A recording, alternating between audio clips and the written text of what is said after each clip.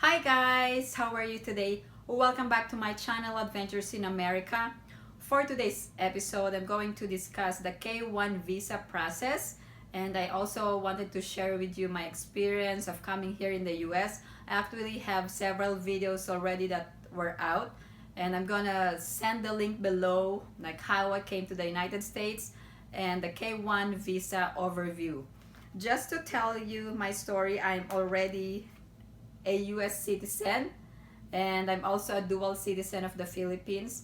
I came here in the United States based on a K-1 visa, and I process everything. I check out all the requirements, the immigration updates, and I kept myself updated on everything, and I was able to do it without hiring a lawyer. So I can tell you that you can also do it yourself without hiring a lawyer or an immigration consultant, as long as you follow the correct instructions based on the forms and check out all the procedure on the USCIS website.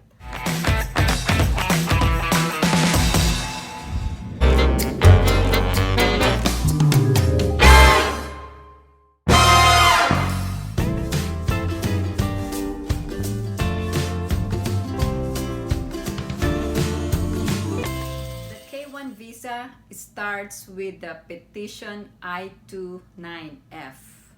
I'm giving you a tip that once you meet your fiancé in person, document everything. Take pictures, compile and gather all the documents such as the flight itinerary, pictures, receipts, everything that you can gather like letters, notes, phone calls, emails, messages, put everything in an organized binder after you meet in person.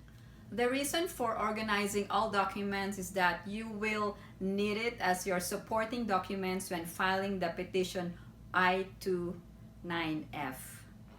I'm going to make a separate video on how to fill out the I-29F petition and all the corresponding requirements in filing it.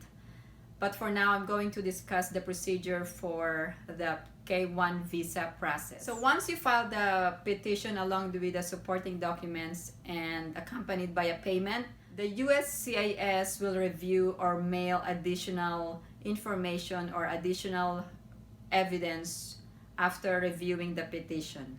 If the eligibility is established, USCIS will approve the petition, and then the approval of the petition will be sent to the Department of State for the visa approval. That approved form will be sent to the DOS National Visa Center for issuance of your visa. Step 2 is the visa application with the Department of State.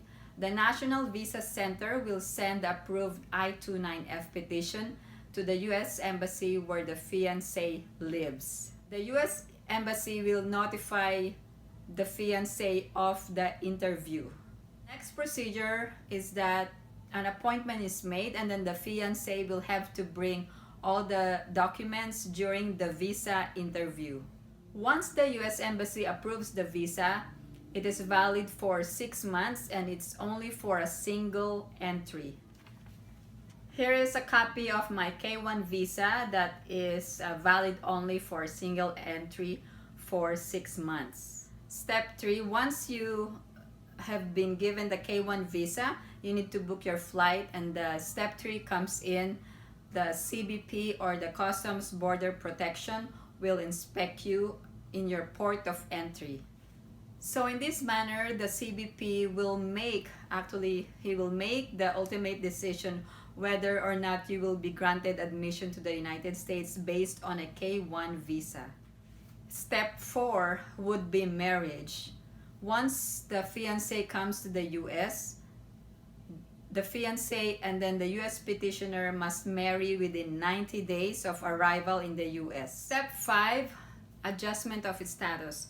For the adjustment of status, once the fiancé and then the US petitioner got married, now the wife or the husband can now file for an adjustment of a status or application for green card or permanent residency. I hope that I shared with you valuable information to help you with your K1 visa process and filing the petition for I-29F. If you like this video, don't forget to subscribe and leave your comments down below. And if you have any questions or anything that you wanted to discuss about this video, just leave your comments and I'll get back to you as soon as I can. Also, I'm sending all the resources, so it will help you in your filing for K1 visa or the I-29F petition. Thank you so much guys for watching, and I hope to see you in my next video.